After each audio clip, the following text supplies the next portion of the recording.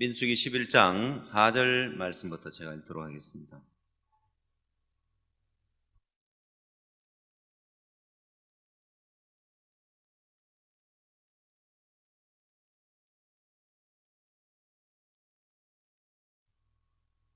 이스라엘 중에 섞여 사는 무리가 탐욕을 품으며 이스라엘 자손도 다시 울며 가로되 누가 우리에게 고기를 주어 먹게 할꼬?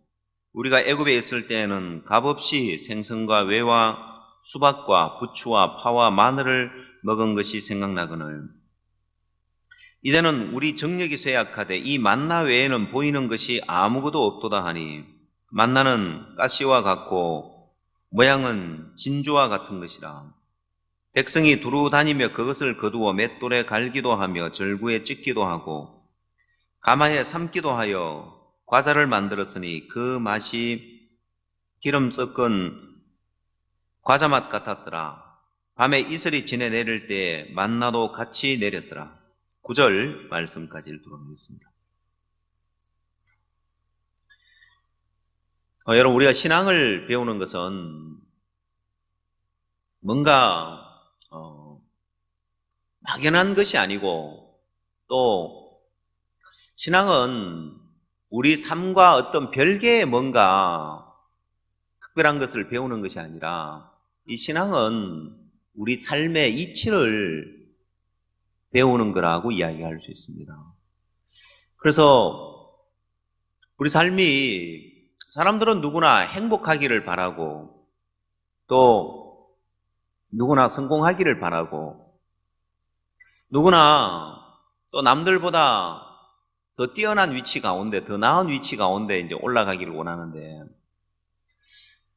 여러분, 우리가 신앙을 배우면 이 신앙 안에는 모든 것이 다 들어있어요. 우리 인간의 복되다고 할 수 있는 모든 것이 이 안에 다 들어가 있어요. 예를 들면 어제 이제 결혼식이 있어서 주례를 이렇게 받고, 오후에는 또 장례식이 있어서 장례식을 이렇게 갔었는데,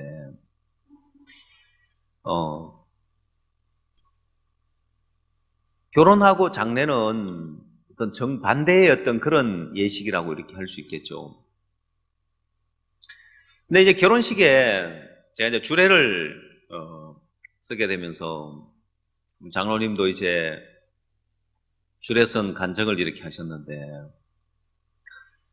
제가 이제 어제 결혼식 한 군데를 마치고 또 한 군데는 제가 이제 장례식을 가야 될 것 같아서 성경에도 잔치집에 가지 말고 초상집에 가라고 해가지고 성경 말씀을 따라서 결혼식 한 군데만 이렇게 가고 이제 한 군데는 이제 장례식장을 이렇게 갔었는데,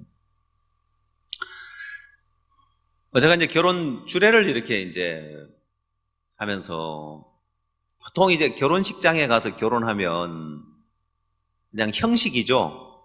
그냥 결혼식 올렸다는 형식인데, 이 교회에서 이제 결혼식을 하면 좋은 게 뭐냐면은 정말 의미 있는 이야기를 한마디를 들을 수 있고 또 의미 있는 결혼식을 할 수 있는데, 어제 제가 주례사를 뭘로 주례사를 할까라고 생각을 했어요. 모든 사람이 주례사에 관심이 없겠더라고요. 여러분 그렇죠? 여러분 혹시 결혼식장을 가면서 이번에 주례가 누군데 주례사 한번 잘 들어봐야 되겠다 이러고 가는 사람 아무도 없잖아요. 관심이 어디에 가 있습니까? 예? 신랑 신부에 가 있습니까? 뭐 신랑 신부에 가 있는 사람도 있을 거고, 또 어떤 사람은 제사에는 관심이 없고 제밥에만 관심이 있고.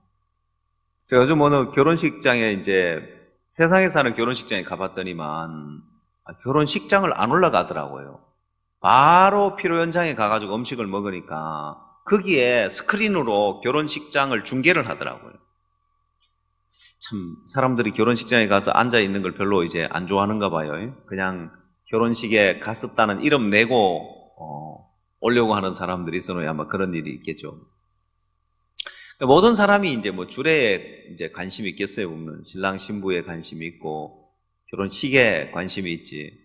제가, 다른 건 몰라도, 결혼이라는 어떤 그런 공통 주제로 거기에 이제 모든 사람이 모였기 때문에, 제가 어제 이제 주례사를 사람들의 마음에 뭔가 하나 남을 수 있는 이야기를 해야 되겠다 싶어서 하여간 거기 참석한 모든 하객들의 마음을 이끌어가지고 이제 뭔가 생각을 할 수 있는, 뭔가 남을 수 있는 주례사를 이렇게 했는데 잘했는지 못했는지 모르지만 하여튼 우리 교회에서 하니까 제 하고 싶은 대로 마음껏 이제 주례사를 했었는데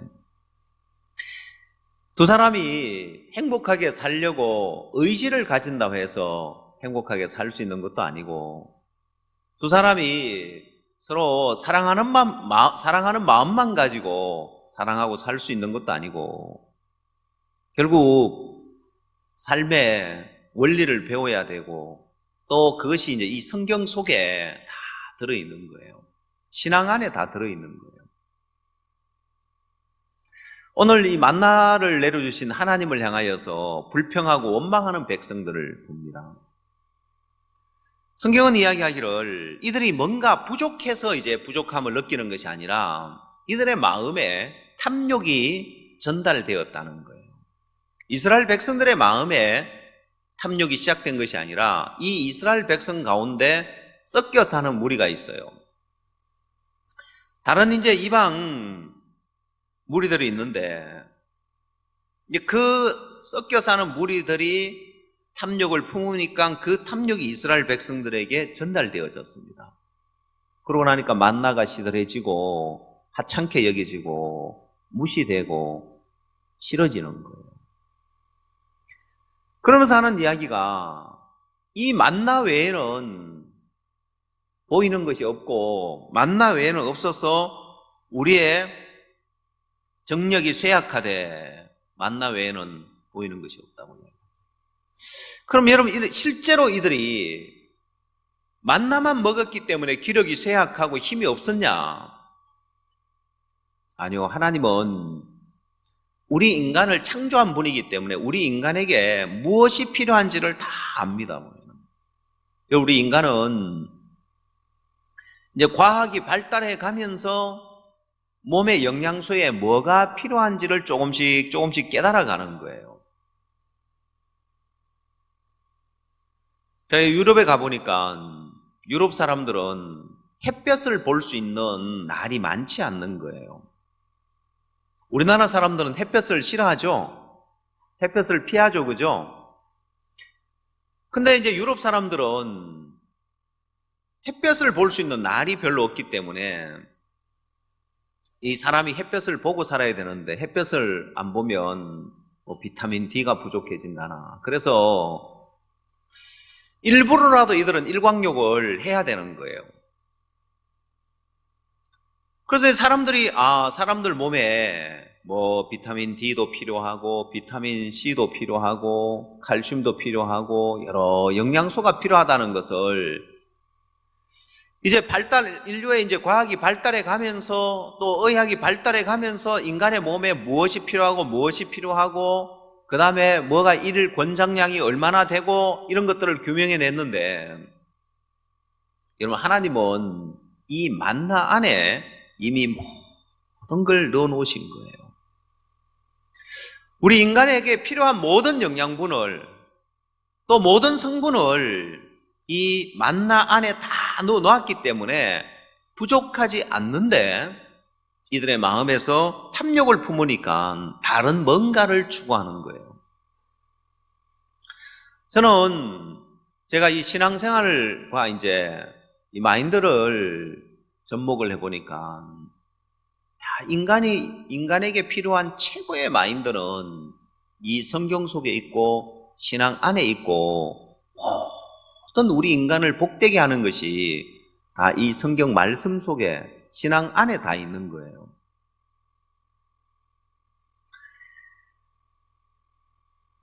제가 지난주에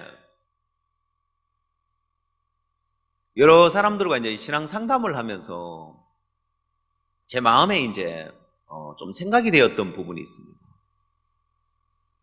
한 여학생이 어느 날 이제 전화가 와서 제가 이제 상담을 해주게 되었는데, 제가 일부러 꼭 저를 한번 만나고 가라고 했습니다. 이 학생은 이제 양궁 선수인데 몸이 아파서 이제는 이 운동을 좀 이제 쉬기 위해서 이제 고향으로 내려가는데, 제가 이 학생한테 좀 신앙 교제를 좀 해줘야 되겠다. 그래서 꼭 이제 들렸다 가라고 하니까 내려가기 전에 그 어머니와 같이 이제 들렸다 이렇게 갔어요. 제가 이제 이 학생을 이래 보면서, 이 학생은 양궁이 좋아서 이 양궁에 이제 모든 걸 쏟고 이제 살아온 이 학생입니다. 여러분, 우리나라 양궁은 세계 최고의 이제 수준이기 때문에 우리나라에서 국가대표 선수 되는 게 올림픽에 가서 금메달 따는 것보다 더 어렵다고 하더라고요. 그만큼 이제 이 양궁 선수층은 두껍고, 우리나라에서 대표 선수가 되기 위해서는 이게 엄청나게 이제 어려운데, 물론 대표 선수뿐만 아니라 뭐 고등학교, 대학교 또 이렇게 이제 올라오는 것도 쉽지 않죠, 보면은. 그럼 이 학생은 이제 대학교까지 이제 체육 특기로 들어와서 양궁 선수 생활을 하는데, 병이 뭐 원인 모를 병이 이렇게 생겼는데, 쓰러지고 뭔가 이제 몸에 이상이 자꾸 오는 거예요. 딱히 뭔가 어디 뭐 이제 병이 있어서 무슨 병이라고 변명을 결정 지을 수 있는 뭐 그런 거는 없는데, 그래서 이제 더 이상 계속 선수 생활을 하기 어려워서 쉬러 이제 몸도 치료하고 이제 쉬러 이제 고향으로 내려가는데, 6개월쯤 지나고 나서 병세가 호전되면 다시 선수 생활을 하고, 그렇지 않으면 이제 그냥 체육학과 일반 학생으로 이제 가야 되는 거예요. 그래서 제가 이제 이 학생을 이렇게 보니까 이 마음에서 오는 그 병인 거예요. 마음에서 오는 그 이제 심한 스트레스와 그 다음에 이 강박감과 이걸 이제 이겨내질 못하는 거예요. 여러분, 양궁은 엄청난 이제 집중력과 그 다음 엄청난 이제 정신력이 필요한 거예요. 우리나라 여자 이제 양궁 선수들이 왜 이제 세계 최강이냐면은, 그만큼 이제 우리나라 이제 여자 선수들이 이 집중력이나 이런 이제 마음이 이제 강한 그런 것이 있기 때문에 이제 되지, 그냥 실력만 쌓아서 되는 게 아닌 거예요. 왜냐, 뭐 개인전도 이제 마찬가지겠지만 더더욱 단체전에 나가서 자기가 쏘는 이 화살 하나에 따라서 자기 팀이 지금 우승을 하느냐 아니면은 뭐 결승에 나가느냐 탈락을 하느냐, 이게 이 자기 화살 한 방에 달려있기 때문에 엄청난 이제 스트레스를 받는 거죠. 그걸 극복하고 그걸 이겨내야 되는데, 제가 이제 이 학생을 너무너무 이제 안타까운 게 뭐냐면은, 그 부분은 가장 좋은 게 신앙인 거예요. 신앙을 해서 마음이 딱 강해져서 그런 부담과 스트레스를 극복을 하면 참 너무 좋은데, 이 학생이 운동을 하느라고 신앙을 소홀히 한 거예요. 오래전에 복음만 들었지 신앙생활 안 하고 이제 운동에만 전념하다 보니까 지금은 이 운동 실력이 부족해서 지금 이 양궁을 접어야 되는 것이 아니라, 마음에 가장 필요한 이 강한 마음이 없는 거예요. 담대한 마음이 없고 심한 스트레스와 압박을 극복할 수 있는 그 마음이 없는 거예요. 그건 신앙 안에서는 너무 쉽게 얻어질 수 있는 건데, 그래서 제가 안타까운 게, 이 학생이 신앙생활을 했더라면 정말 훌륭한 양궁 선수가 될 수 있었을 텐데, 여러분, 우리는 오래전에 태권도 선수들이 있는데, 네팔에. 거기에 우리 단기 선교사가 가서 그 나라 이제 국가대표 팀을 지도를 해준 거예요. 뭐, 우연한 기회에. 그래서 그 나라는 세계대회 나가서 메달 하나 따는 게 꿈인데 한 번도 메달을 딴 적이 없는 거예요. 근데 우리 단기 선교사는 태권도 전문 뭐 그런 사범도 아니고 오래전에 이제 태권도 했던 그게 있는데 그래도 그 나라는 가난해가지고 제대로 뭔가 어떤 뭐 코치나 이런 걸 구할 그게 없는데 우리 단기 선교사가 가서 다른 것 아니고 마음의 세계를 전해줄 수 있었는데 태권도 실력을 뭐 향상시킨다는 건 짧은 시간에 할 수 없었고 마음의 세계를 가르쳐줬는데 이 선수들이 마음에 딱 담대함을 딱 갖고 나서 실제 시합에 나가서 120% 실력을 발휘한 거예요. 평소 실력보다 훨씬 더 잘해가지고 동메달을 딴 거예요. 그래서 그 나라에서 완전 영웅이 된 거예요. 한 번도 메달을 딴 적이 없는데 처음으로 메달을 땄기 때문에. 그런 이야기를 이제 전에 들은 적이 있는데 결국 모든 세계에 가보면은 어떤 마인드를 가졌느냐, 어떤 마음의 세계를 가졌냐에 따라 모든 것이 결정되어지는 거예요. 여러분, 음악을 하는 부분에도 마찬가지입니다. 제가 이번에 이제 독일에 가서 유로아트라고 이제 클래식 음악 음악 캠프를 하는 그런 장로님이 이제 독일에 이렇게 계시는데 이 장로님 이야기를 들어보니까 똑같은 교수라도 어떤 교수는 한번 연주에 나가서 1,000만 원을 받는 교수가 있고 어떤 교수는 그냥 공짜로 나가서 연주하고 오는 교수도 있다고 합니다. 이제 그러면서 이제 한 달 동안 한 주간씩 이제 캠프가 진행되어지는데 이 교수들하고 이제 먹고 자고 계속 같이 지내다 보니까 이분들의 삶을 다 보는 거예요. 근데 이제 교수지만은 무대에 나가기 전에 그렇게 떠는 분들이 있대요, 보면. 교수라고 해가지고 다 담대하게 나가서 무대에 가서 연주하는 것이 아니라 여전히 무대에 서는 게 부담스럽고 떨고 자기 실력을 잘 발휘 못하고 그런 교수들이 있대요.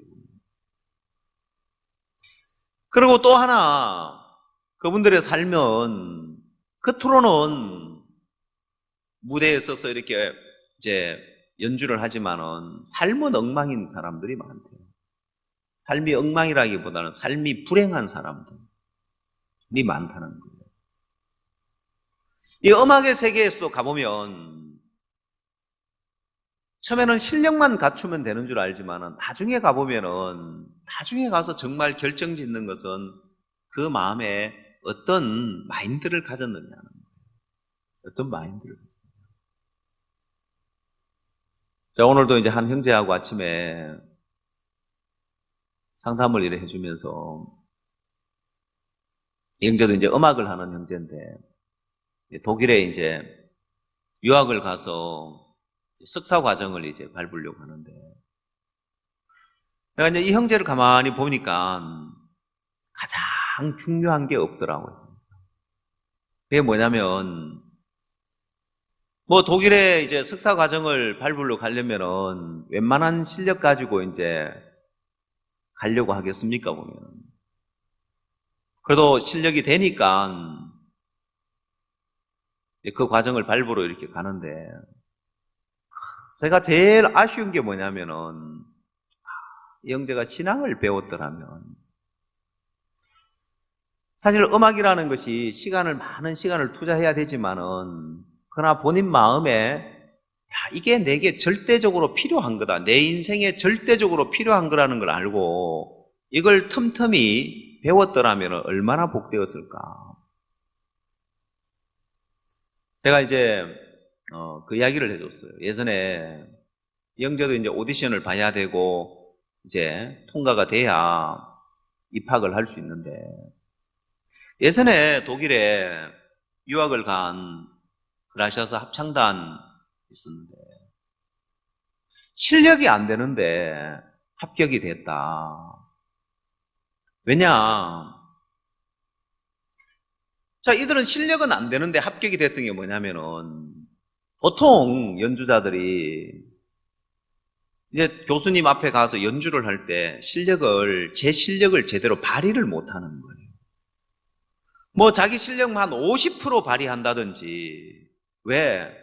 다른 사람 앞에 연주하면 음이 약간 틀어져도 반음이 아니라 반의 반음이라 약간만 틀어지고 이런 거 모르지만은 교수님은 다 안단 말입니다. 얼마나 긴장되겠어요, 보면.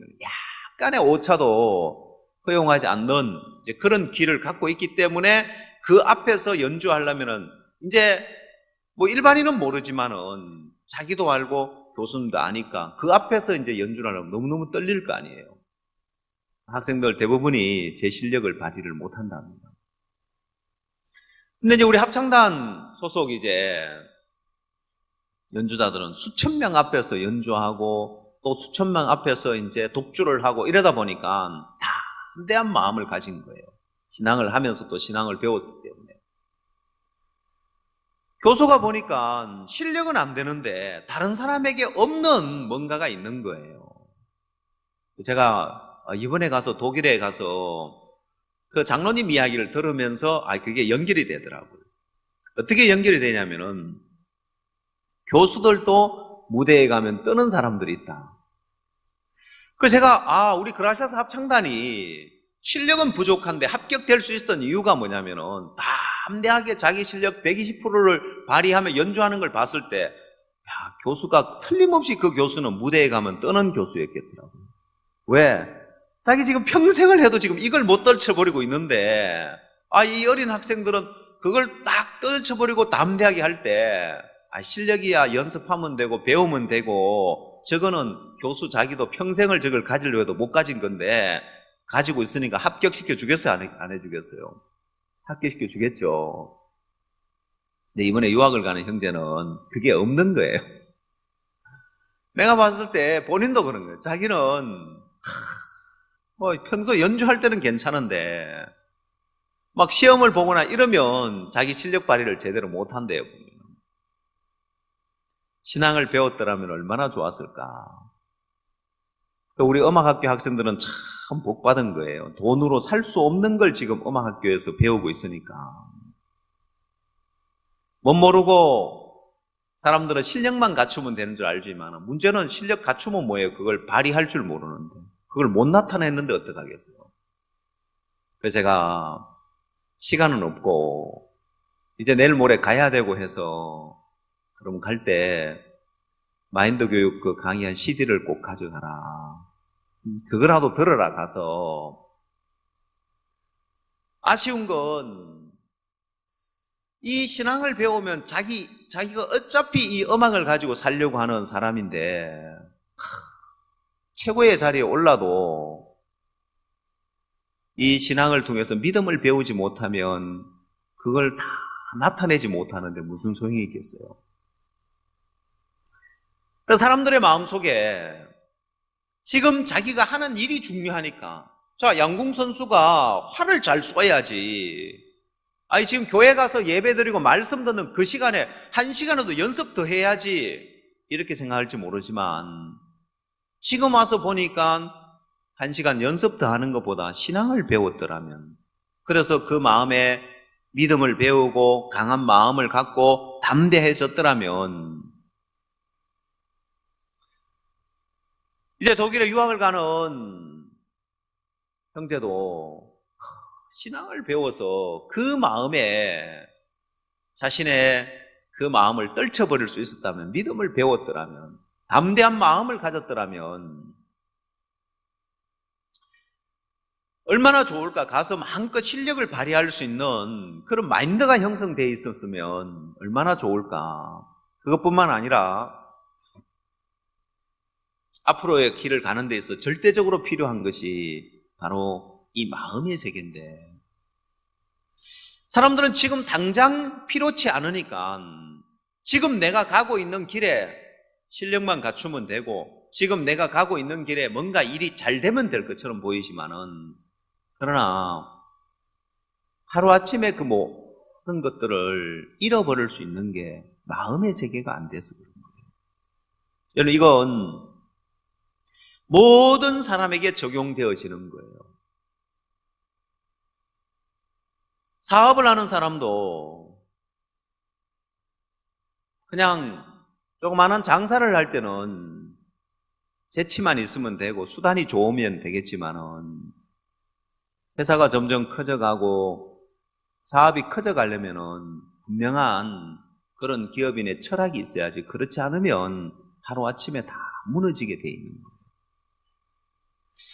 여러분, 이 마음의 세계하고 이제 신앙의 세계하고 연결해서 가보면, 우리 인생에 가장 필요한 것이, 우리 인생의 모든 분야에, 부모 자식 간에나 또 아니면 부부 간에나 사업을 하든 직장 생활을 하든 음악을 하든 운동을 하든 어떤 분야로 가든 모든 부분에 가장 필요한 건 신앙인데, 이 신앙은 우리가 가는 길에 가장 복된 길로 갈 수 있는 그런 길잡이가 되어지는 거예요.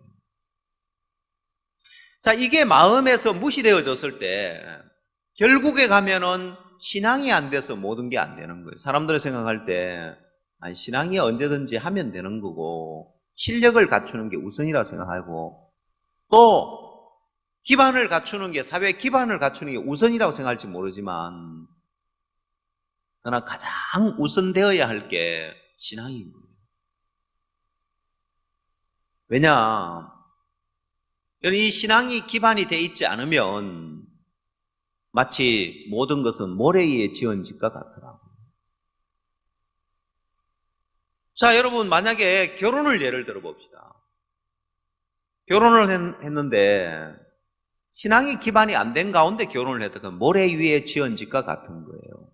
집이 잘 지어졌지만은 비가 오고 홍수가 나면 다 무너지는 모래 위에 지은 집처럼, 여러분도 결혼 생활 해보니까 비가 오고 바람이 불고 홍수가 나든가요, 안 나든가요? 안 나든가요? 소크라테스가 그런 이야기를 했잖아요. 아내가 잔소리를 하고 늘 바가지를 끌다가 어느 날 막 물을 그냥 막 한수대에 뒤집어 씌우니까 천둥 번개가 치고 난 후에 비가 오는 법 하고 이야기했다잖아요. 그 말이 무슨 말인지 압니까? 여러분, 결혼해서 살다 보면 천둥 번개가 치든가요, 안 치든가요? 비가 오고 홍수가 나든가요, 안 나든가요? 모래 위에 지은 집은 다 무너지죠? 인생을 살면서 신앙이 기반이 안 되면 다 무너지는 거예요. 제가 그 양궁 선수 여학생한테 신앙 이야기를 이렇게 해주면서, 앞으로 어떤 길을 가게 될지 모르지만은 양궁 선수로서의 계속 가기를 원하는 마음이 이제 그 학생 마음에는 간절하게 있는데, 몸이 안 좋으면 하고 싶어도 이제 갈 수 없죠. 지도자의 길을 가든 양궁 선수로서의 길을 가든 중요한 건 그 마음 안에 이제 어떤 마인드가 형성되어 있느냐. 그래서 가장 좋은 마인드가 형성되어지려면은 이 신앙 안에 있는 그 마음의 세계가 가장 좋은 마인드인데, 이 학생이 신앙을 조금만 했더라면 이런 어려움을 극복하고 훌륭한 선수가 될 수 있을 거고, 또 신앙 안에서 신앙을 배워가면서 운동을 계속해 나간다면 정말 세계 최고의 선수가 될 수 있는데, 실제로 세계 최고의 선수가 된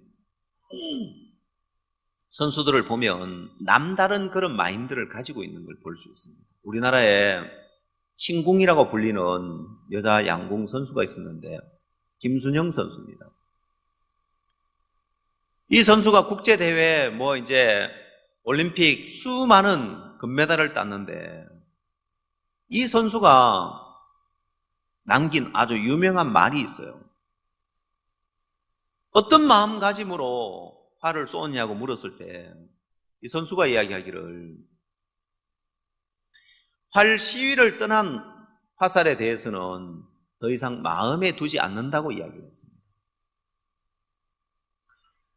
제가 이제 그 말이 아주 참 의미 깊은 말이라서 예전에 들은 이야기지만은 활 시위를 떠난 활에 대해서 마음을 두지 않는다. 이 이제 화살에 줄을 활 시위라고 부르는데 그 시위를 딱 떠났다면은 더 이상 그걸 좌지우지할 수 없는 거예요. 좀 빗맞아도 어떻게 바꿀 수가 없고 위쪽에 맞아도 내릴 수 없고 아래쪽에 맞아 위로 올릴 수 없고 이미 활 시위를 떠난 것은 그게 마음을 두지 않는다는 거예요.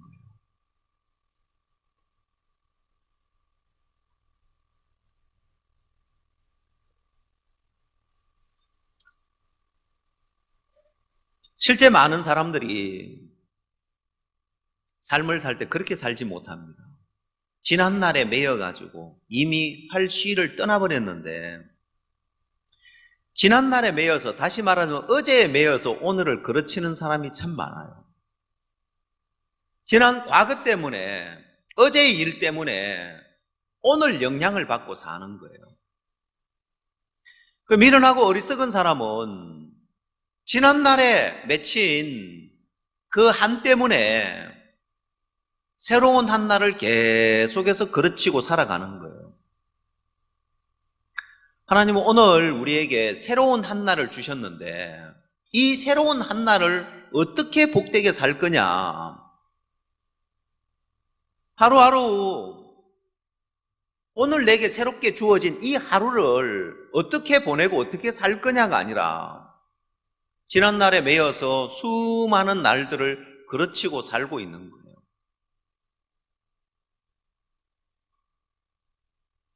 그런 유명한 양궁 선수도 그런 원칙을 하나 이제 딱 터득을 한 거예요. 그래서 이 선수는 앞에 화살을 아무리 잘못 쏘아도 그걸 마음에 두지 않고 떨쳐버리고 지금 쏘아야 할 새로운 화살 한 발을 집중해서 쏟는 거죠. 간단한 이치 같지만은 그게 양궁 선수로서 성공하는 삶을 살게 만들어줬습니다. 여러분의 삶 속에서 신앙이라는 것도 그렇습니다. 사실 오늘 여러분이 지난날에 대해서 내가 지난날 어떤 육신적이었던 사람이든지 내가 지난날 어떤 모양이었든지 지난날의 나를 떨쳐버리고 오늘 들려지는 말씀 앞에 반응하고 오늘 들려지는 말씀에 이끌려진다면 가장 복된 인생이 되게 되어 있습니다.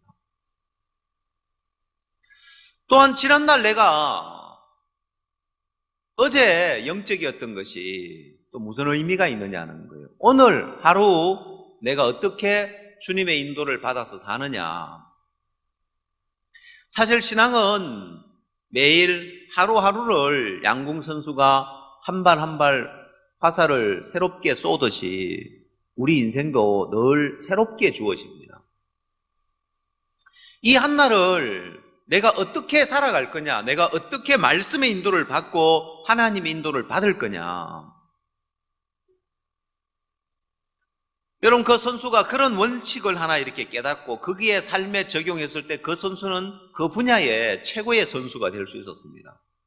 여러분, 최고의 인생이 되려면 성경은 이전 것은 지나갔으니 보라 새 것이 되었도다 했습니다. 이건 구원받기 이전의 것이 지나갔다는 그 의미만이 아닙니다.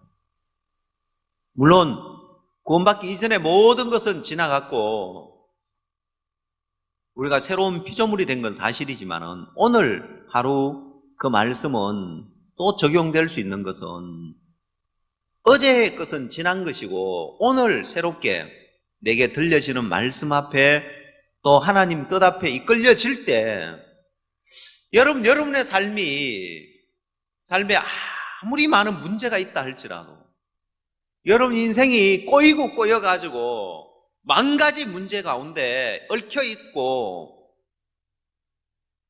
여러분 삶이 다 망쳐졌다 할지라도 오늘 주님이 여러분을 이끌어주는 그 말씀 앞에 한 번, 두 번 마음이 이끌려 보면 어느덧 이 말씀이 여러분을 너무 복된 위치 가운데 이끌어 놓은 걸 볼 겁니다. 왜냐? 하나님은 우리 인생을 이끌어갈 때 어느 날 적극적으로 그냥 인도하는 것이 아니라 하나님의 큰 뜻과 계획이 있습니다. 하나님의 큰 뜻과 하나님의 큰 계획이 있어서 하나님은 그 뜻대로 그 계획대로 우리를 이끌어가고 우리를 만들어주기를 원하십니다. 창세기 12장을 한번 찾아보십시오. 어느 날 하나님이 아브라함을 부르셨는데 창세기 12장 1절,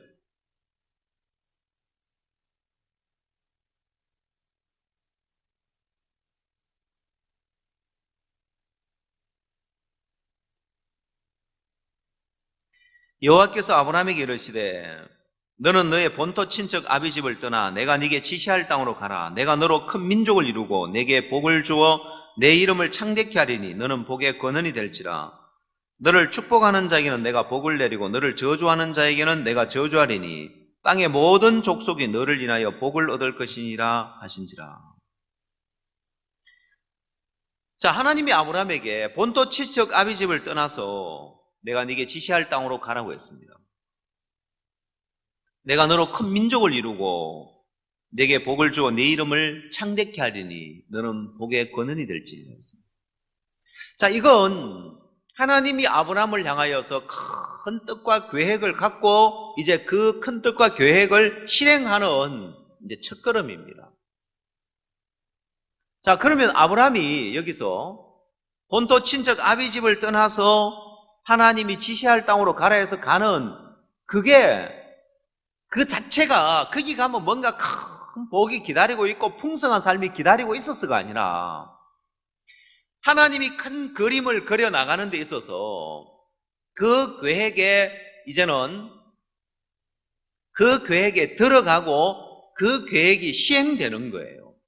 만약 아브라함이 하나님의 이 음성 앞에서 자기 생각 따라 자기 판단 따라 가면 하나님의 이 뜻과 계획을 실행할 수가 없는 거예요. 실행할 수가 없어요.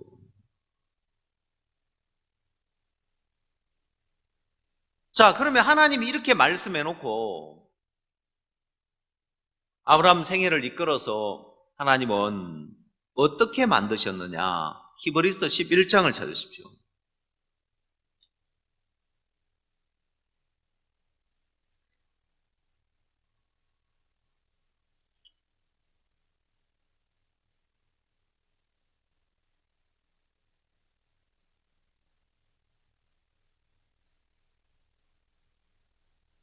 히브리서 11장 8절 말씀 보겠습니다.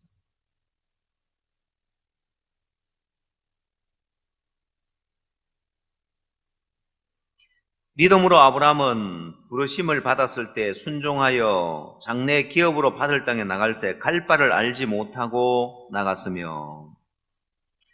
자, 여러분, 이 히브리서 11장은 믿음의 장인데 7절에는 믿음으로 노아는 아직 보지 못하는 일에 경고하심을 받아 하고 노아의 믿음에 대해서 7절에 나와 있습니다. 근데 8절에서는 믿음으로 아브라함은 하고 이제 아브라함의 믿음에 대해서 나와 있습니다. 자, 이제 이 히브리서 11장에서 아브라함의 생애는 8절부터 시작되어집니다. 그래서 아브라함의 생애의 믿음을 8절부터 이야기를 하면서 그 다음에 11절, 12절에는 아브라함이 믿음으로 아들을 낳은 이야기가 나옵니다. 11절, 믿음으로 사라 자신도 나이 늙어 단산하였으나 잉태하는 힘을 얻었으니 이는 약속하신 이를 미쁘신 줄 알미라. 이러므로 죽은 자와 방불한 한 사람을 말미암아 하늘의 허다한 별과 또 해변의 무수한 모래와 같이 많이 생육하였느니라. 이미 하나님은 죽은 자와 방불한 한 사람으로 말미암아 하늘의 흐다한 별과 또 해변의 무수한 모래같이 많이 생육하였다는 이 계획을 갖고 있었습니다. 그래서 아브라함이 본토 친척 아비 집을 떠날 때가 75세였는데 그때 아들 못 낳는 거예요. 하나님이 그때 아들 낳게 안 하는 거예요. 80세가 돼도 아들 낳게 안 하는 거예요.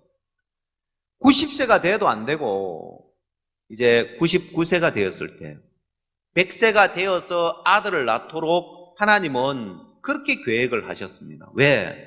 그래야 죽은 자와 방불한 한 사람으로 말미암아 하늘의 흔한 별과 또 해변의 무수한 모래와 같이 많이 생육하였느니라는 이 말씀이 이루어지는 거예요.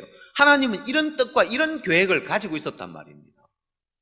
자, 그래서 아브라함에게 이걸 통해서 바랄 수 없는 중에 바라고 믿었으니 하는 로마서 4장에 가보면 이 아브라함의 또 놀라운 믿음에 대해서 자세히 설명을 하고 있는데 하나님은 아브라함을 그런 믿음의 사람으로 만들고 싶었습니다. 그래서 쉽게 아들을 낳은 것이 아니라 오히려 이렇게 늙을 때까지 죽은 자와 방불한 자가 될 때까지 자기 몸의 죽음 같음과 사라의 태의 죽음 같음을 알고도 믿음이 약하여지지 아니하고라는 이 위치, 이런 믿음을 아브라함을 통해 나타내고 싶었기 때문에 하나님은 이 위치까지 이끌었던 겁니다. 자, 그러면 아브라함이 아들을 낳지 못하는 것도 안 되는 것도 하나님의 뜻 안에 있고 하나님의 계획 안에 있는 거예요. 여러분 맞습니까? 예, 하나님이 그려가려고 하는 그림이 있는 거예요.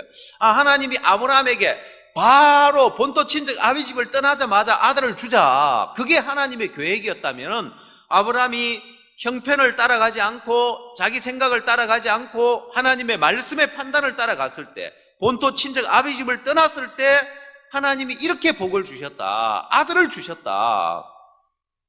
자, 그래서 말씀의 판단을 따라가는 게 이렇게 복된 거다. 하나님이 이렇게 그림을 그리고 이렇게 계획을 했으면 하나님이 이렇게 계획을 했으면 아브라함은 본토 친척 아비 집을 떠나자마자 아들을 낳았을 겁니다. 근데 하나님은 그거 말고 자기 몸의 죽음 같음과 사라의 태의 죽음 같음을 알고도 믿음이 약해지지 아니하고 죽은 자와 방불한 한 사람을 이 위치 가운데서 아들을 주려고 하나님은 계획하셨기 때문에 아브라함이 100세나 되었어야 아들을 낳는 거예요. 자, 이런 믿음을 하나님은 그렸고 아브라함을 통해서 그 믿음을 나타내셨습니다. 아들을 낳고 난 다음에는 하나님이 그 아들 이삭을 번제로 드리라고 합니다. 왜냐?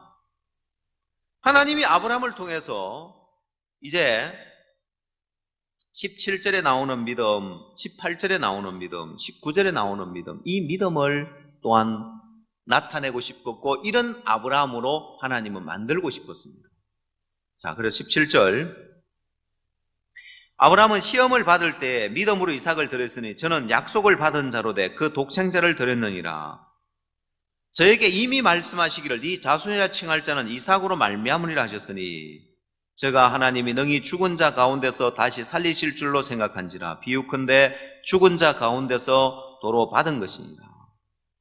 자, 이렇게 이제 하나님은 아브라함의 생애를 하나님이 그려놓은 그 그림대로 아브라함의 생애 믿음의 사람으로 이렇게 만들어가는 거예요.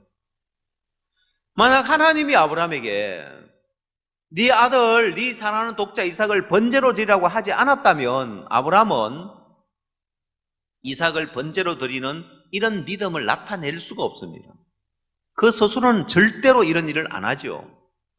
그 스스로는 절대 이런 일을 갈 수 없단 말입니다. 이런 길을 갈 수 없단 말이에요.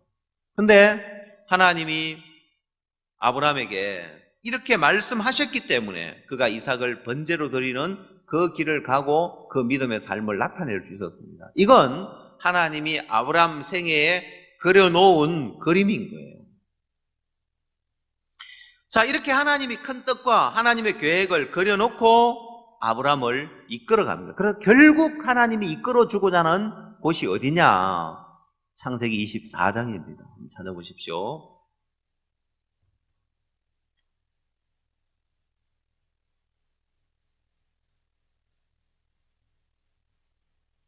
창세기 24장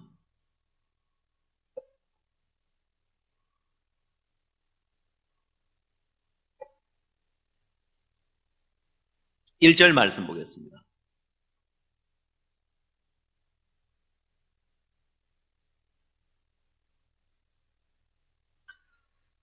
아브라함이 나이 많아 늙었고 여호와께서 그의 범사에 복을 주셨더라.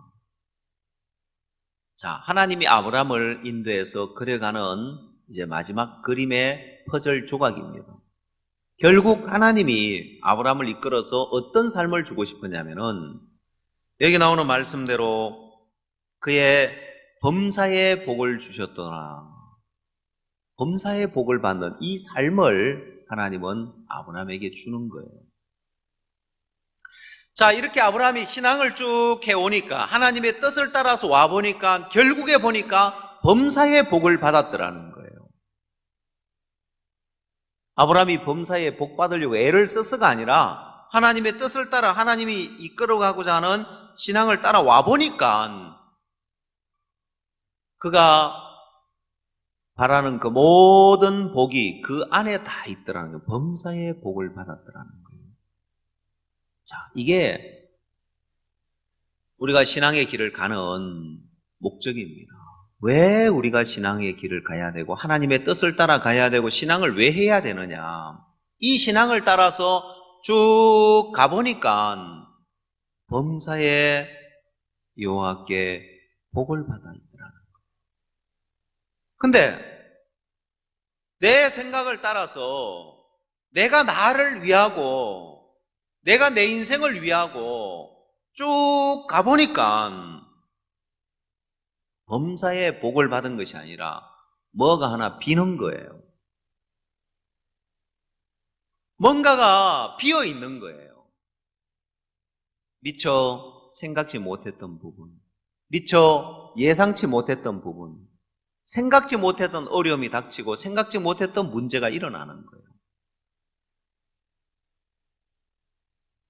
제가 양궁 선수를 예를 들었습니다만은 이 선수는 제가 봤을 때 선수 생활을 해왔기 때문에 원래 이 양궁이라는 것도 엄청난 체력이 필요하단 말이에요. 체력이 있어야 안정된 자세에서 안정되게 활을 쏠 수 있어요. 이 학생은 모든 조건을 다 갖추었는데 생각지 못한 문제가 일어나는데 여기서 해결책이 없는 거예요. 이건 코치도 해줄 수 없고 부모도 대신 해줄 수 없고 어느 누구도 해결해 줄 수 없는 문제가 생기는 거예요. 근데 참 감사한 것은 그 문제를 신앙으로는 해결할 수 있는 거예요. 신앙 안에서는 되는 거예요.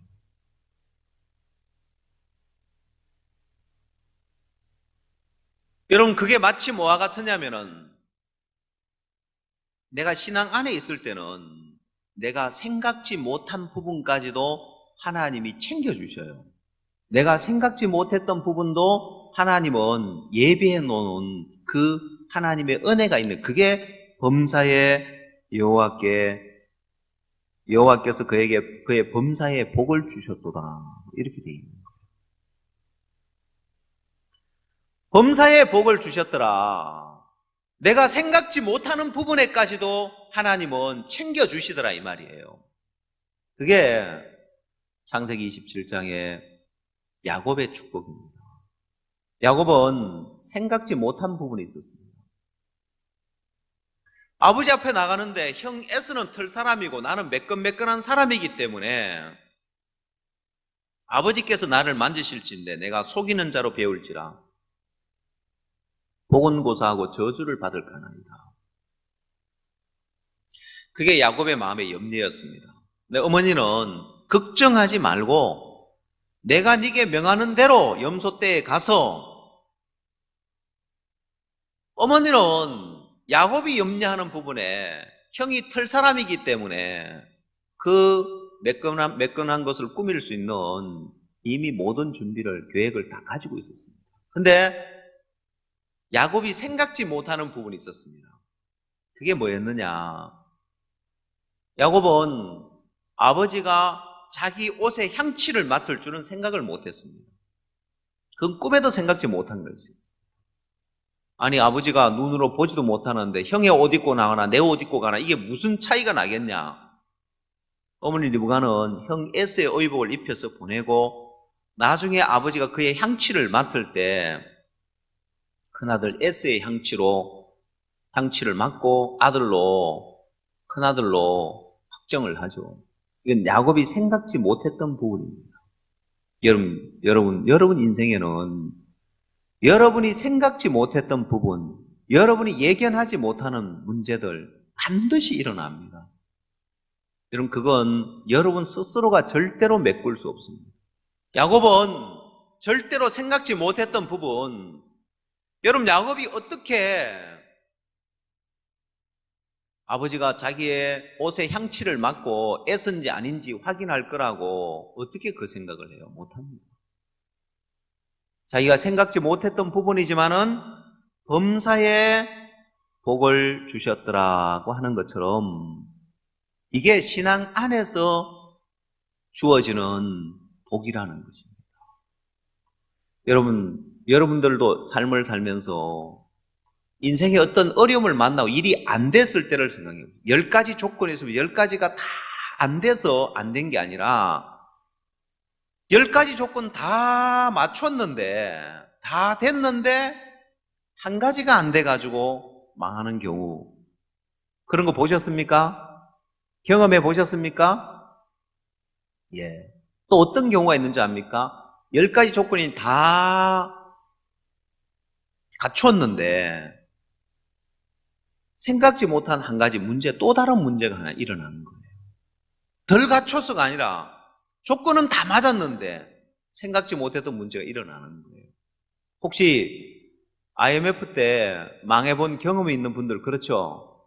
뭐가 안 돼서가 아니라 조건 다 맞았고 다 갖췄고 다 잘 될 일인데 IMF가 터질 줄 누가 알았겠냐는 거예요. 저는 말로만 들었습니다. IMF 때 중소기업 사장들 2만 명이 자살을 했다. 말로만 들었는데 제가 인천에 와서 우리 형제님들 간증을 듣다 보니까 IMF 때 그때 망해가지고 자살하려고 하다가 참 구원을 받아서 자살 안 했다는 이야기나 뭐 그런 이야기들을 들으면 정말 전국에 IMF 바람에 자살한 사람들이 많았구나. 왜?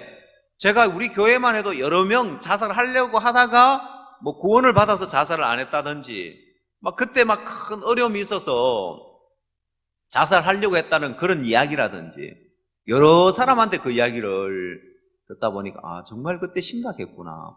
모든 조건이 다 맞췄지만은 전혀 자기가 생각지 못했던 그런 문제가 닥친 거예요.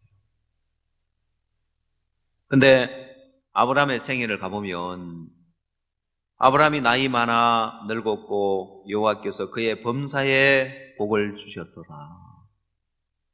아브라함이 하나님의 인도를 따라서 와보니까 어느덧 그 삶의 범사에 하나님의 복이 임해 있더라는 거예요. 자기가 자기 인생을 복되게 하려고 하지 않았고 그냥 하나님이 인도하는 대로 하나님이 인도하는데 그 믿음의 길을 쭉 따라왔는데 보니까 아브라함의 생애를 하나님이 가장 복되게 만들어 주신 거예요. 범사에 복을 받는 가장 복된 인생으로 만들어 주셨더라 이 말입니다. 반면에 자기가 자기를 위한 삶을 산 결과 신앙 무시하고 자기 하는 일, 자기가 추구하는 거 그것만 잘 되면 될 줄 알고 열심히 가보니까 어느 날 예상치 못한 문제가 일어나고 예기치 못한 일들이 일어나서 자기가 가는 길에 큰 제동이 걸리는 거예요. 어려움이 닥치는 거예요. 결국 자기를 믿은 결과인 거예요. 신앙이 무시되고 그 마음의 신앙은 뒷전이고 그 마음의 신앙은 무시되고 자기가 자기 일을 위한 삶을 산 결과가 그렇게 되는 거예요. 자, 오늘 하나님 우리에게 마치 이스라엘 백성들에게 만나를 주신 것처럼 오늘 우리에게 이 신앙의 길을 주신 것은 만나 안에 모든 것이 들어있는 것처럼 인간이 살아가는데 필요한 비타민도 들어있고 칼슘도 들어있고 필요한 모든 영양소가 그 만나 안에 들어있는 것처럼 우리가 하는 신앙 안에 모든 것이 들어있는 거예요. 근데 이스라엘 백성들의 마음에 만나가 무시되어지는 거예요. 만나 외에는 보이는 것이 없도다 하면서 만나가 무시되어지고 그들 마음에 다른 것을 추구하고 있더라는 거예요. 오늘 여러분 마음에 하나님이 이 신앙 안에 모든 걸 주셨는데 내 마음에서 이 신앙 안에서의 답을 찾지 아니하고 신앙이 내 삶의 뒷전에 밀려나 있기 때문에 문제라는 사실을 사람들은 깨닫지 못하고 있어요. 제가 부인회 때 말씀을 잡는 힘에 관한 이야기를 한번 했었습니다. 말씀을 잡는 힘. 말씀이 주어져도 그 마음에서 말씀을 잡는 힘이 없는 사람은 그 말씀이 아무 능력이 안 되는 거예요. 그래서 수없이 많은 말씀을 들어도 그 마음에서 말씀을 잡는 힘이 없고 수많은 교제를 받아도 그 마음에서 말씀을 잡는 힘이 없기 때문에 그 말씀이 자기 삶을 이끌어 주든지 그 말씀이 자신의 삶의 문제에서 벗어나게 해준다든지 내가 어려운 가운데서 이 말씀이 나를 이끌어 낸다든지 그러질 못하는 거예요. 왜?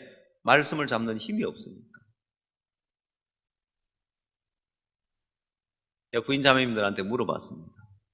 만약에 깊은 구덩이에 빠졌다고 하자. 스스로 올라올 수 없는 깊은 구덩이에 빠졌는데 그 구덩이에서 스스로는 도저히 올라올 수 없는데 누가 밧줄을 하나 내려주면 올라올 수 있을까요? 없을까요? 올라올 수 있다고 하더라고요. 천만에요. 밧줄 내려주면 그 밧줄 타고 올라온다고요? 못 올라와요. 왜요? 웬만한 사람 아니면은 밧줄 내려줘도 그 밧줄 잡고 못 올라오는 거예요.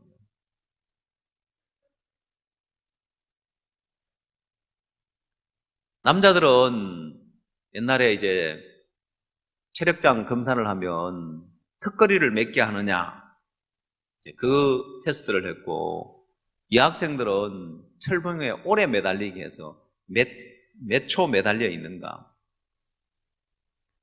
모르겠어요. 여러분들은 왕년에 몇 초 매달려 있는지 모르지만은 여러분 잡는 힘이 얼마나 센지 오늘 저 학교 운동장에 가서 철봉에 매달리기 한번 해보십시오. 매달려가 시작하면 어떻게 할까요? 툭 할 거예요. 시작하면 어떻게 한다고요? 툭. 시작과 동시에 떨어지지. 그 매달려가지고 있겠어요. 지금 나이가 몇인데. 그렇죠? 어린 학창시절에 했을지 모르겠는데 야외예배 가서 한번 해봅시다. 야외예배 가서 오래 매달리기 해가지고 내 청춘을 돌려다오 해가지고 학교 다닐 때 했던 거 한번 해보면 재밌을 것 같아요. 달리기 100m 몇 초 뛰는지 확인해보고 뭐 오래 매달리기 몇 초 하는가. 아니 매달리자마자 툭 떨어지는 사람이 무슨 밧줄을 내려준다 해가지고 그걸 잡고 올라오겠냐는 거예요. 올라올 것 같아요? 이래 이야기하는 건 막연한데 예를 4층 옥상에서 줄 하나 내려준다고 그 밧줄 타고 옥상에 올라가겠어요? 그건 아마 그건 안 되지 할 거예요. 그거나 똑같아요. 깊은 구덩이에 빠져있는 밧줄 잡고 올라오려면 똑같아요. 보면은 웬만한 실력 아니면 못 올라오는 거예요. 잡는 힘이 없는 거예요. 자, 그래서 본인이 말씀을 잡는 힘이 없어서 그 말씀이 능력이 안 되는데 밧줄만 여러 개 내려주면 될까요? 빨간 밧줄, 파란 밧줄, 노란 밧줄 밧줄만 내려주면 될까요? 온갖 밧줄 다 내려줘도 잡는 힘이 없으면 못 올라오는 거예요. 사람들은 뭔가 특별한 말씀이 있어야 되는 줄 아는데 그렇지 않아요. 여러분 혹시 암벽 등반가들 봤습니까? 암벽 등반을 하는 사람이 줄을 어떤 걸 가져다니는지 압니까? 굵은 동아줄을 가져다니던가요? 굵은 동아줄을 가져가면 그건 잡기 좋잖아요, 손으로. 그렇죠? 그걸 가지고 다녀요? 막 굵은 동아줄을 어깨에 막 이만큼 메고 막 그래 다니던가요? 여러분, 암벽 등반하는 사람들은 이 새끼손가락만한 가는 줄을 가지고 다닙니다. 그렇죠? 그 줄 하나 가지고 바위를 오르락내락 하면서 자유롭게 다녀요. 근데 일반인들은 내가 구덩이에 빠져있다고 해가지고 밧줄 내려준다고 못 올라요. 그래서 어떻게 하냐면 그 사람들을 구조할 때 밧줄을 내려줘서 이 가슴에다가 감게 하는 거예요. 그냥 줄을 감으면 아플 거 아니에요. 그죠? 그래서 옷뭉치 같은 걸 대가지고 감아서 위에서 당겨줘야 나오는 거예요. 스스로 그 줄 잡고 나오는 힘이 없기 때문에. 사실 여러분, 말씀을 잡는 힘만 있으면은 내가 어떤 문제 가운데 있더라도 다 그 말씀으로 말미암아 벗어날 수 있습니다. 근데 오늘 많은 그리스도인들의 마음에 말씀을 잡는 힘이 없어요. 그래서 온갖 말씀을 다 들어도 수많은 교제를 해줘도 변화가 없는 사람은 자신에게 문제가 있다는 거 알아요. 내가 말씀을 잡는 힘이 없구나. 실제 내가 말씀을 잡을 줄 알면 구덩이에서 나오는 것보다 훨씬 쉬운데도 말씀을 잡는 힘이 없는 거예요. 말씀을 잡는 힘이 없다는 이야기는 뭘 말하냐면 말씀을 잡는 힘은 언제 생기느냐? 마음을 꺾을 때 그 힘이 생겨요. 내 자신의 생각이 부인되고 내 마음을 꺾는 그 삶이 이 말씀을 잡는 힘을 줘요. 결국 말씀을 잡는 힘이 없다는 것은 뭘 말하냐면은 마음을 꺾지 않는다는 이야기예요. 마음을 꺾지 않는 사람은 온갖 말씀을 다 들어도 그 말씀이 그 사람 속에 능력이 안 되고 그 말씀을 의지해서 문제에서 벗어나지 못하고 형편에서 벗어나지 못하고 어려움에서 벗어나지를 못하는 거예요. 그래서 본인에게 문제가 있다고 생각지 않습니다. 뭔가 더 신령한 교제가 필요하고 더 신령한 분으로부터 교제를 해야 되고 뭔가 특별한 말씀이 자기 마음에 주어져야 되는 줄 아는데 그렇지 않습니다. 하나님 말씀은요, 다 능력입니다.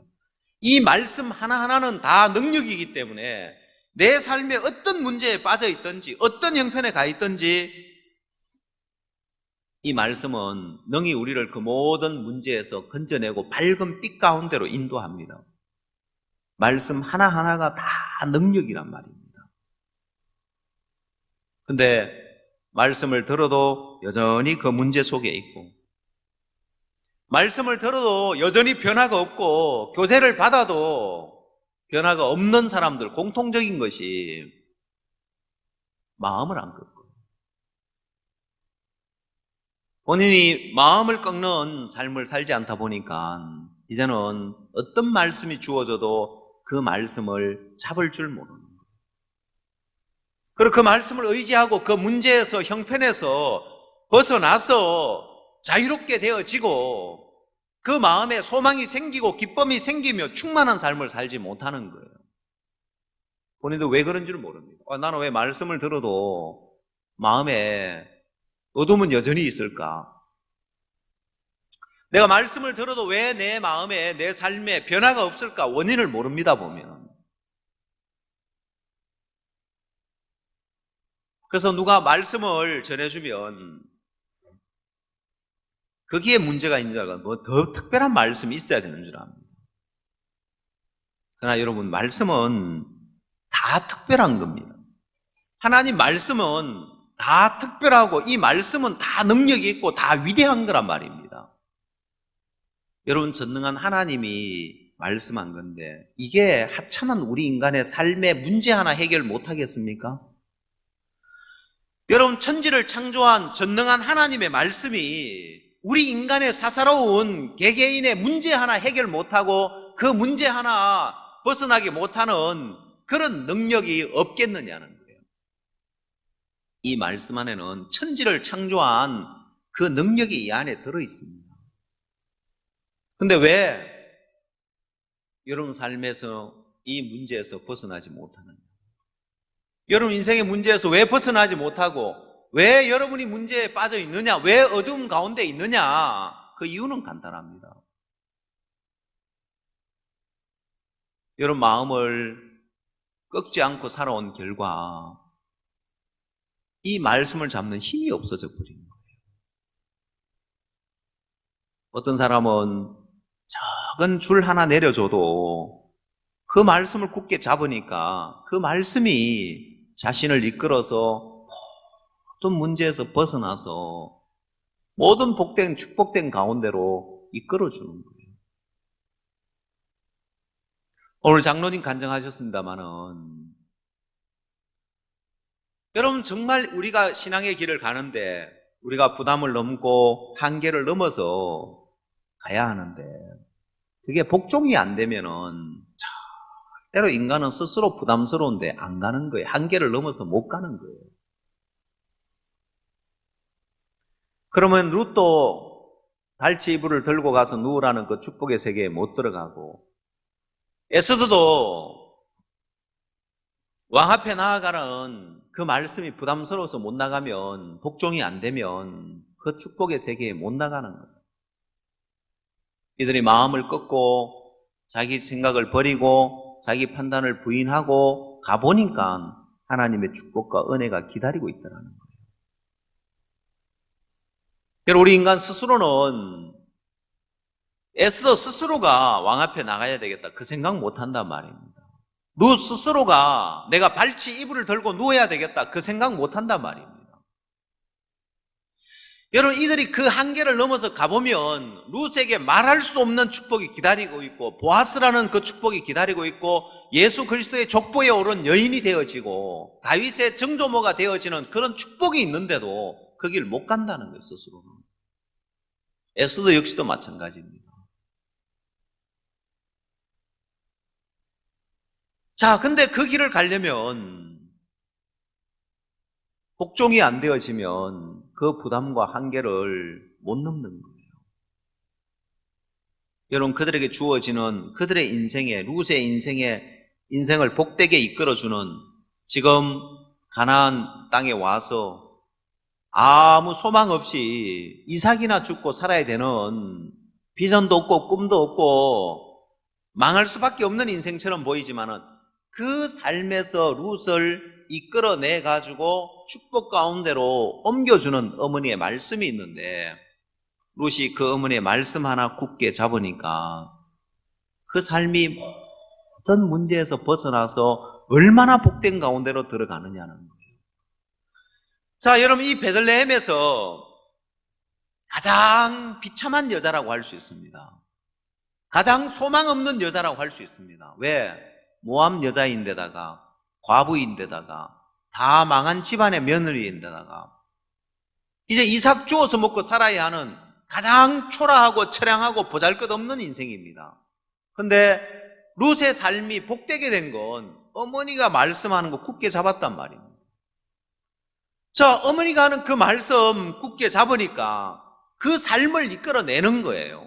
그 삶을 수렁에서 깊은 웅덩이에서 건져내어서 이제 베들레헴에서 가장 복된 여인으로 성경에서도 복된 여인으로 그 삶이 옮겨지더라는 거예요.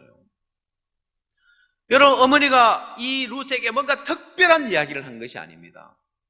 내 딸아 내가 너를 위하여 안식할 곳을 구하여 너로 복되게 하여야 하지 않겠느냐. 그 말씀 들으면 너무 좋은 거예요. 우리 어머니가 나를 위해서 안식할 곳을 구해주고 나를 복되게 하겠다고 하네. 감사하네. 근데 어디로 가라고? 보아스의 발치 이불을 들고 누우라는 거예요. 이게 뭐야? 야, 우리 어머니 지금 뭐 하는 거야? 나를 왜? 외간 남자애 잠자는데 발치 이불을 들고 거기 누우라 하냐? 여러분 이 룻의 마음에 어머니의 말씀 내 딸아 내가 너를 위하여 안식할 곳을 구하여 너로 복되게 하여야 하지 않겠느냐. 그 말씀 하나 굳게 잡은 거예요. 내가 볼 때 참 부담스럽고 싫고 왜 내가 외간 남자에 자는 데 가서 발칩을 들고 누워야 돼? 엄란한 여자로 오해받을 수 있는데 자기 생각과 자기 판단을 따라 말씀을 놓아버리는 것이 아니라 말씀을 굳게 잡은 거예요. 그 어머니의 말씀 따라서 가보니까 말할 수 없는 축복이 기다리고 있더라고요. 그의 어두운 삶, 그의 불행한 삶, 그 모든 데서 건져내어서 이 룻의 삶을 복되게 만들어주는 게 어머니가 한 말씀, 그 한 말씀 하나 굳게 잡은 거예요. 그게 룻의 모든 어두운 데서, 모든 불행에서 건져내 주더라는 거예요. 여러분, 그건 특별한 말씀 아니었습니다. 뭔가 특별하게 신령한 말씀이 아니라 부담스러운 말씀이었고 하기 싫은 부분이었습니다.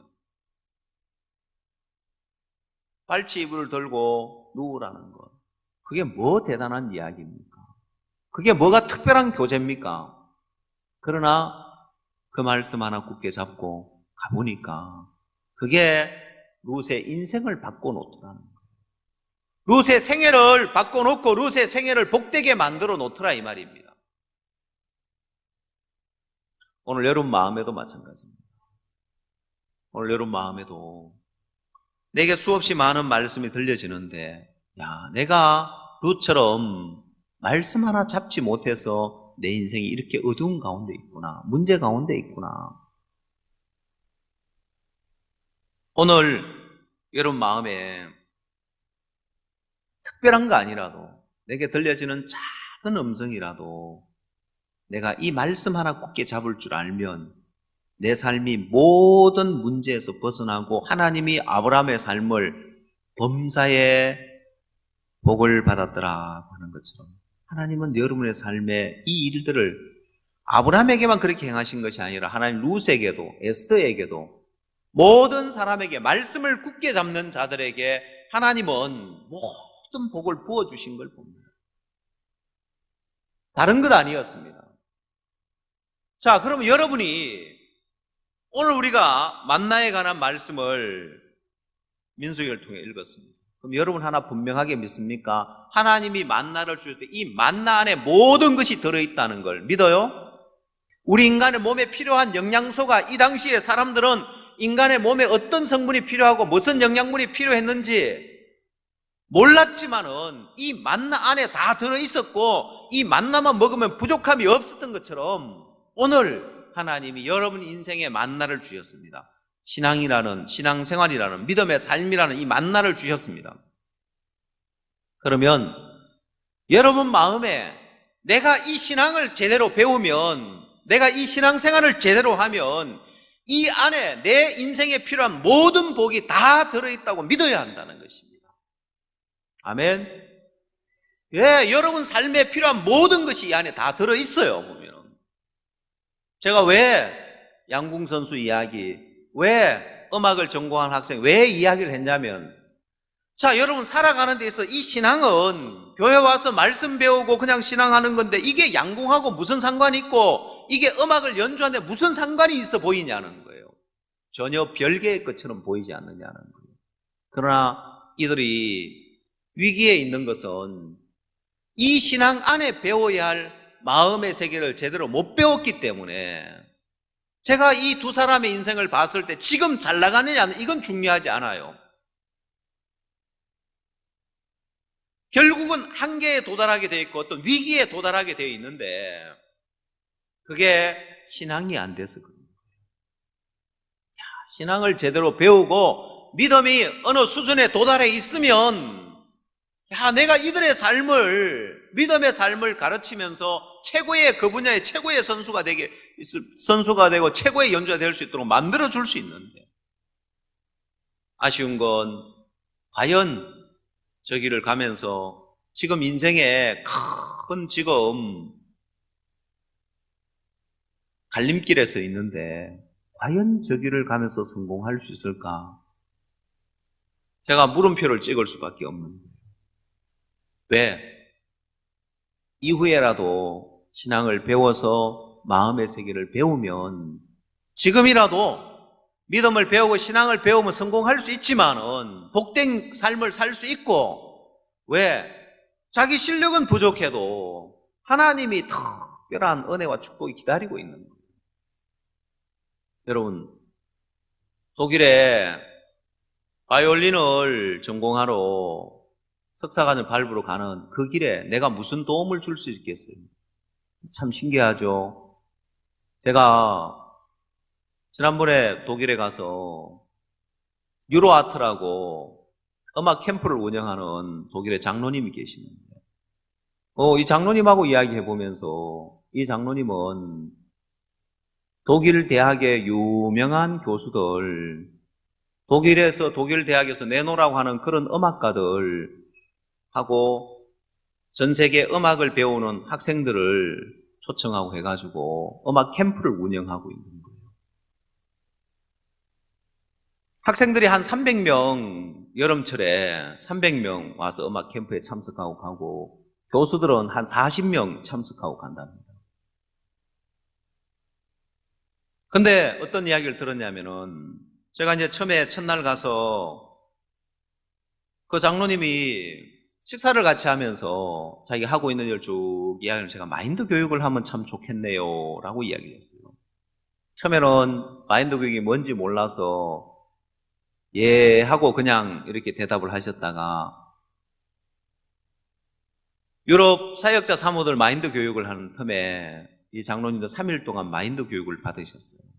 받고 나서 받으면 받을수록 중간에 무슨 이야기를 하면, 목사님, 우리 교수들이 꼭 이 마인드 교육이 필요합니다. 한 달 동안 같이 지내다 보면 이제 교수들의 삶을 다 알고, 이제 몇 년 동안 같이 지내다 보니까 이들의 삶을 다 아는데, 여러분, 이들의 삶이 행복하지 않대요. 가정 불행하고 마음은 불안하고 너무 필요합니다. 제가 시간만 되면 한번 가서 음악 캠프 할 때 그 교수들 또 학생들 마인드 교육 해주고 싶더라고요. 장로님 얘기를 쭉 들어보니까. 수많은 젊은이들이 바라고 꿈꾸는 그 자리에 올라가 있습니다. 대학의 교수의 자리에 올라가 있지만은 하나도 행복하지 않아요. 그리고 그들에게 지금 필요한 게 어떤 음악의 더 높은 경지보다도 이들이 행복해야 되는데 행복하지 못하니까 마음의 세계를 지금이라도 배워야 하는 거예요. 자기가 원하고 자기가 바라는 위치에 갈 수 있을지 모르지만은 마음은 행복하지 않으면 무슨 의미가 있겠냐는 거예요. 그래서 여러분, 신앙 안에 모든 것이 들어있어요. 여러분 인생에 필요한 모든 것이, 여러분 가정이 행복해지는 것도, 삶이 복되게 되는 것도, 여러분이 사업을 하는 것도, 아니면 여러분이 영업을 한다면 영업을 하는 것도, 종업으로서 여러분이 일을 하는 사람이라면 또 그 안에 어떤 분야에 어떤 길을 가든지 하나님은 만나 안에 모든 필요한 영양분을 다 주셨고 다 넣어 놓으신 것처럼 우리 인생에 필요한 모든 것이 이 신앙 안에 있더라는 거예요. 양궁 선수도 신앙을 배워야 되고, 음악을 전공하는 사람 신앙을 배워야 되고, 결국에 가서 신앙이 부족해서 문제가 되지, 실력이 부족해서 문제가 되는 것보다도, 실력이 부족해서 불행해지는 것이 아니라 이 신앙적인 측면이 부족해서 불행해져 버리고 문제가 되는 거예요. 오늘 여러분 마음 안에 하나님이 우리 몸을 위해서는 이 만나를 주셨는데, 이 만나 안에 모든 것이 다 들어있어서 부족한 것이 없도록 해놨다면, 오늘 하나님이 우리에게 영적인 양식인 신앙을 주셨다면, 내가 이 신앙 안에서 제대로 믿음을 배우게 되어지면 이 안에 하나님 모든 걸 주셨구나. 내가 어떤 구덩이에 빠져 있든지, 어떤 기가 막힐 웅덩이와 수렁에 빠져 있든지 하나님이 말씀을 주어서 나를 거기서 건져내는데, 내 마음에 말씀을 잡는 힘이 없으면 거기서 못 벗어나고, 내 마음에 말씀 하나 굳게 잡으면 모든 문제에서 벗어나서 모든 불행에서 벗어나 복되게 되어지는데, 룻의 마음에 말씀 하나 잡았을 때 그 삶의 모든 불행은 떠나가고 가장 복 있는 여자가 되듯이, 오늘 여러분 마음에 말씀을 잡는 힘은 여러분 자신이 부인되어지고 여러분 마음을 꺾을 때 생기는 것이지, 마음을 안 꺾으면 그냥 말씀을 잡는 힘 없이 그냥 이렇게 힘 없이 잡고 있는 것 같아요. 말씀이 여러분을 이끌어줘도 여러분 삶은 거기서 이끌려지지 않습니다. 여전히 내 생각대로 내 판단대로 가면서 여전히 불행 가운데, 어둠 가운데, 그런 어둠의 구덩이에, 수렁에 빠져서 고통하고 살 수밖에 없고, 내 마음에 말씀 하나 굳게 잡으면 그 말씀이 여러분 삶 모든 문제, 모든 어려움에서 건져내어서 복되게 이끌어줄 줄 믿습니다. 기도하겠습니다.